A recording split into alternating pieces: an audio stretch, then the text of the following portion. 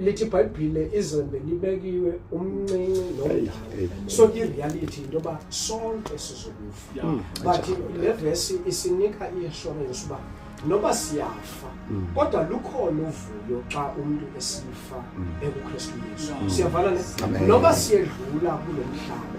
But ikhona lento imnandi ngoba noba bebesithi abanye rest in peace. But ikhona lento ivuyisa lo ukuthi wabuye rest in peace. Siyavana ne ngoba thina sithi rest in peace kube ngasaphefumula. But in reality loba lithi izwi likaThixo kude athi uPaul kukhona imizimba eyakhiwe. Yes. Engakhiwanga nasifazi. Yilento le verse xa iqhubeleka phaya ezantsi ithi imisebenzi yabo izolandela wona. Njengoba thina sisithi ngapha rest in peace akekho kule ndawo simfaka kuyo. Kule ndawo simfaka kuyo kangoba sithi xa sithetha sithi akasekho sibe simjonga. Sibe sijonga yena sithi hayi akekho uhambe. But siba sijonga yena. Futhi inethatha ukuthi lo muntu simjongileyo okanye lento sijongileyo akunguye yena. Into abangela basithi nguye into ba ephefumula. But the minute ayeka ukuphefumula sithakasekho ngokusimjongileyo. Ngoba umphefumulo wakhe uyaphuma phakuye. Aya kulomzimba ungakhiwanga ngazandla zabo. Yilento leyo iBhayibhile imisebenzi yabo awuqashanga xa udlulile kulomhlaba. Xa udlulile kumhlaba ungalungisanga awukabikho safe. Le ndlela ubuphila ngayo ngoku ithi iBhayibhile imisebenzi yakho izolandelana nawe. Inwaba alizobangela into bana unga-accounti ngendlela ophile ngayo. Inwaba ngumdala nje othi siyacrossa to the other side. But ilishwa likhona into yoba xa sifika kwelinye icala akusekho kuguquka.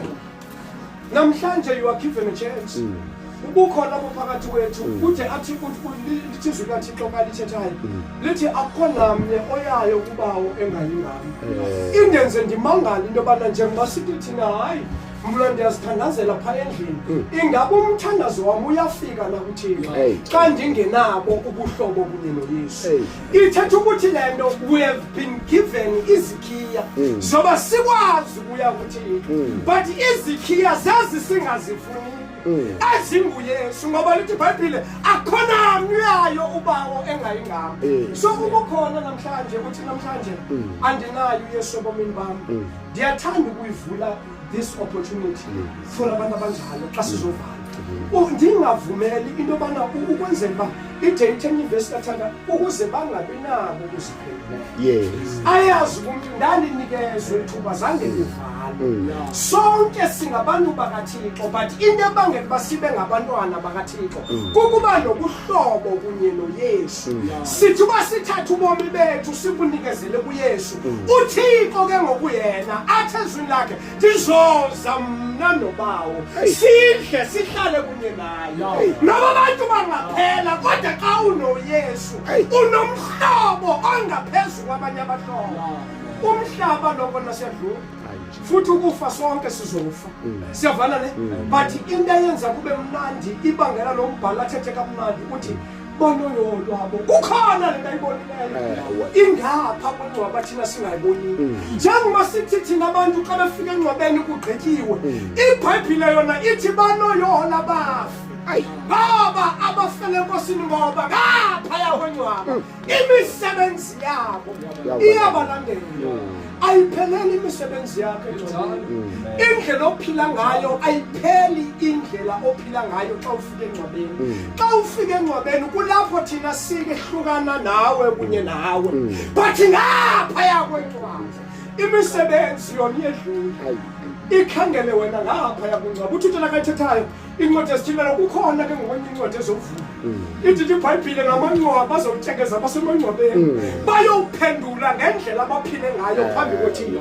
Bayophendula ngendlela bebengamfuni ngayo uYesu eze esisibabalo kubo. Bayophendula ngeopportunity abazinikweyo zoba baze kuThixo ngoYesu abazithatha ngaphaya kwencwaba. Ngaphaya kwencwaba. Ithi iBhayibhile bantu yona ukhona namhlanje uthi andizange ndahlangana noYesu ebomini bami. Andikuinvayithela ecaweni. but ndiku-invitela uba wenza ubuhlobo kunye noYesu. Ungayenza ubuhlobo. Abanye bayabenza ubuhlobo wethu bade babe ngamalungu aziwayo athenjiweyo ezicaweni, bade baphathiswe nemali, baphathiswe nezikhundla ezithile ngoba bathenjiwe, but babe bengenabo ubuhlobo noYesu. But lithi izwi liyathika banoyona bafu abafele enkosini, ave kumnandi uthi noku uyadlula kulo mhlaba, noku ungaba nazo ingxaki kulo mhlaba, but zikhona ezangapha yakungcwaba. And ezizangapha yakungcwaba azizukwazi ukukhulula indlela zakudala. Enye into ezakwazi ukukhulula ligama likaYesu. Siyavana ne? Ukhona namhlanje ungavumi ukuthi sevana. Uthi ngiyamdinga lo Yesu ukuthi abe ngumhlobo wami. Mamela bayaphela abahlobo. Uthi thina kayibalisayo bayakwazi abanye bonwabe bonke. Bathi babanye balimale babhubhe. Baveke aba baye beyothi bye bye kulo bafike batshintshe indlela zabo. Bahlangane noYesu. Lo akusakho ukuqhuba. Abahlobo bahamba bahambe baphele.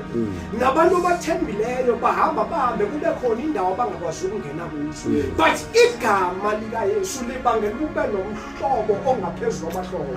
Umhlobo osondele odlula abantu ozalwa nabo. Umhlobo odlula umlingane wakho. Umhlobo owedlula abantwana bakho. Umhlobo othi zonke izinto zihambi kakuhle. Ahlala bengumhlobo. Igama lakhe uYesu. Silapha namhlanje ukukumela ukuthi ungavumi ukuvala, ungamthathanga umhlobo weYesu. Ngicela sithathe umhlabelelo ukukhona phakathi isandla sakho, sithandaza kunye nawe ukwenzeka kwamkelo komhlobo ebomini bakho. Amen. Ukukhona nje ngaphakathi isandla sakho. Ngokwanti inzuzo yethu sothandaza kunye nawe siku-introduce kulo mhlobo igama lakhe uYesu. Usondele ngaphezulu kwabonke abahlobo. Kubo bonke abahlobo endakhe nabo akekho osondelene ngathi uYesu. Usondela noma kusezindlulini zobusuku, izinto zonke, imibuzo yonke ingenampendulo. Uthi ubumbize uthe egameni likaYesu asondele ngoba ngumhlobo othembekileyo. Angithandi ba uvaleleke ngaphandle. Bonke abahlobo bazongena badlula, abanye uzawunyathela phezulu kwakho, abanye bazawunyathela phezulu kwakho, but umhlobo nguYesu uhlale ngumhlobo nalapha kwencwaba. Ngulo ithi umbhali xa ethetha ithi ngapha kwencwaba njengoba kunokuguquka xa kuvulwa incwadi ithi bonke amagama abo angafunyanwanga encwadini yokudliwa kobomi azophoselwa edikeni lomlilo. But xa ukhe wahlangana nomhlobo nguYesu ubangela igama lakho libhalwe kwincwadi yobomi. Kuthiwa xa kuvulwa incwadi yokudliwa kobomi igama lakho lifumaneka ngoba wenza ubuhlobo usaphila kunye noYesu. Ngicela sime ngenyawo sithandaze sonke.